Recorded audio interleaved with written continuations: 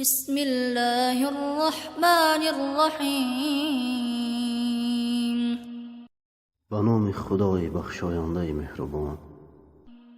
ارأیت الذی یکذب بالدین. آیا آن کس را دیدی که روز جزا را دروغ می‌شمرد؟ فذلک الذی یدع الیتیم.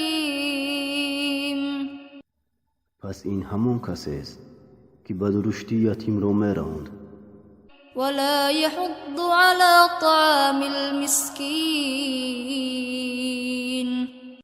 و در طعام دادن مسکین رغبت نمی‌دهد. فویل للمصلین.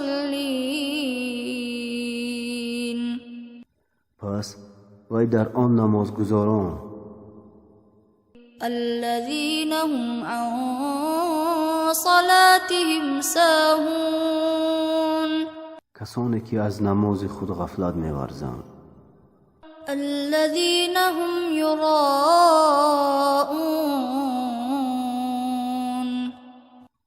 آنان که خود ریا می‌کنند و یمنعون الماعون. و ماعون را نمی‌دهند.